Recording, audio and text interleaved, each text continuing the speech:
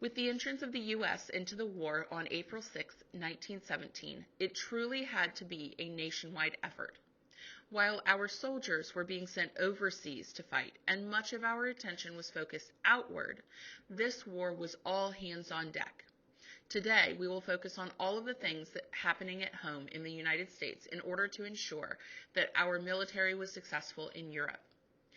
These include building up our military, organizing industry, and mobilizing for war. As you take notes, keep this essential question in mind. How did Americans deal with the war at home? By the time we joined World War I in 1917, the United States had long taken a militaristic view of our place in the world and had a standing military.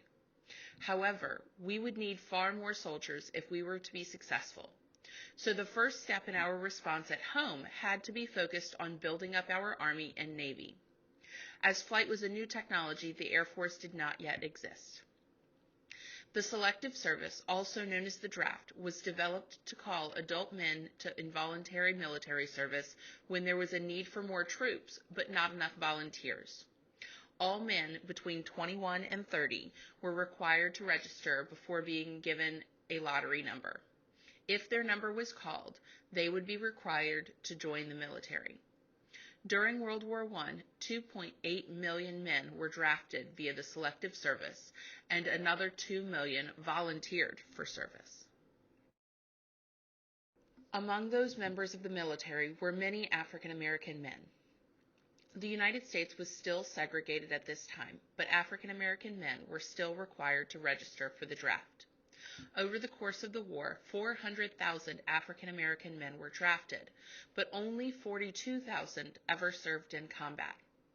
Those that did serve faced discrimination and prejudice, and they were only allowed to fight in segregated units, usually relegated to corpsmen and messmen, without the ability to move up the chain of command. One unit that was able to defy expectations was the 369th Infantry, which fought alongside the French overseas. They were highly successful and were awarded the French Croix de Guerre, the Cross of War. However, when they returned home, they were not celebrated or recognized for their efforts. They largely remained anonymous for the rest of their lives. World War I also created some opportunities for African Americans at home. Due to the increased military and government needs, as well as the decline in immigration, there were increased job openings that were filled by African American men and women. After accounting for the military's needs, it was necessary to organize industry. Hundreds of thousands of men were leaving their jobs behind, which left jobs needing filled, in addition to the increased output needed to supply the military as well as everyone at home. To help, Congress created special boards tasked with mobilizing the economy. These boards encouraged the cooperation of private businesses and the government. In 1917, President Wilson established the Food Administration by executive order to be overseen by Herbert Hoover, who would later become president. Its purpose was to conserve food in order to ensure a steady supply to troops overseas. This program created propaganda encouraging citizens to participate in things like Wheatless Mondays, Meatless Tuesdays, and Porkless Thursdays, as well as growing their own victory gardens as a sign of their patriotism. In order to conserve fuel and energy, Harry Garfield was tasked with overseeing a fuel board. They introduced daylight savings time to decrease the amount of fuel that was needed for lighting, heatless Mondays, and shortened work weeks for non-war related factories.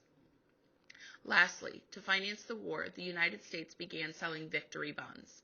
This essentially meant that citizens were loaning the government money for a specified amount of time, and at the end of the term, they would cash in for their money plus interest. Finally, with all of these things in place, jobs needed to be filled.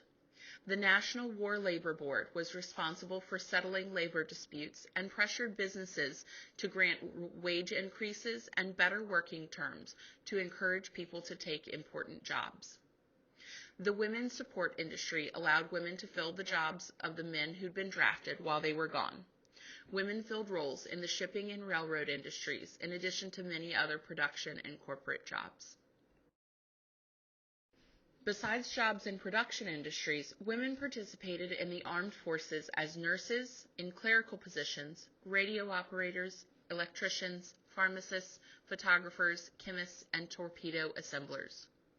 Over the course of World War I and America's involvement, 11,000 women served in the Navy and 20,000 served in the Army Nursing Corps, with an additional 10,000 serving overseas. Take a moment to reflect on what you've learned in this lesson. How did Americans deal with the war at home?